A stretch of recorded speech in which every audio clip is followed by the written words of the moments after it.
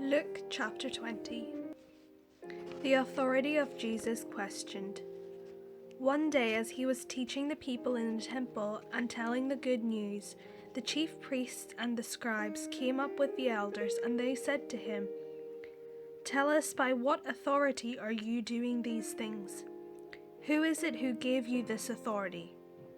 He answered them, "I will also ask you a question, and you tell me. Did the baptism of John come from heaven, or was it of human origin?" They discussed it with one another, saying, "If we say from heaven, he will say, 'Why did you not believe him?' But if we say of human origin, all the people will stone us, for they are convinced that John was a prophet." So they answered that they did not know where it came from. Then Jesus said to them, "Neither will I tell you by what authority I am doing these things." The parable of the wicked tenants. He began to tell the people this parable. A man planted a vineyard and leased it to tenants, and went to another country for a long time. When the season came, he sent a slave to the tenants in order that they might give him his share of the produce of the vineyard. But the tenants beat him and sent him away empty-handed. Next he sent another slave. That one also they beat and insulted and sent away empty-handed. And still he sent a third slave. This one also they wounded and threw out. Then the owner of the vineyard said, "What shall I do? I will send my beloved son. Perhaps they will respect him." But when the tenants saw him, they discussed it among themselves and said, "This is the heir. Let us kill him so that the inheritance may be ours." So they threw him out of the vineyard and killed him. What then will the owner of the vineyard do to them? He will come and destroy those tenants and give the vineyard to others. When they heard this, they said, "Heaven forbid." But he looked at them and said, "What then does this text mean? The stone that the builders rejected has become the cornerstone. Everyone who falls on that stone will be broken to pieces, and it will crush anyone on whom it falls." When the scribes and the chief priests realized that he had told this parable against them, they wanted to lay hands on him at that very hour, but they feared the people. The question about paying taxes. So they watched him and sent spies who pretended to be honest in order to trap him by what he said, so as to hand him over to the jurisdiction and authority of the governor. So they asked him, "Teacher, we know that you are right in what you say and teach, and you show deference to no one, but teach the way of God in accordance with truth. Is it lawful for us to pay taxes to the emperor or not?"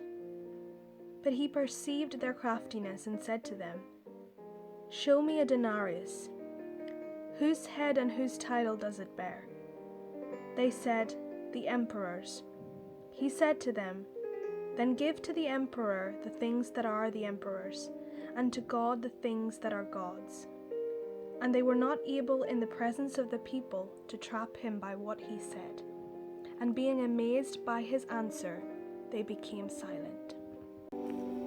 The question about the resurrection. Some Sadducees, those who say there is no resurrection, came to him and asked him a question. "Teacher, Moses wrote for us that if a man's brother dies, leaving a wife but no children, the man shall marry the widow and raise up children for his brother. Now there were 7 brothers. The first married and died childless. Then the second and the third married her, and so in the same way all 7 died childless. Finally, the woman also died. In the resurrection, therefore, whose wife will the woman be? For the 7 had married her." Jesus said to them, "Those who belong to this age marry and are given in marriage. But those who are considered worthy of a place in that age and in the resurrection from the dead neither marry nor are given in marriage.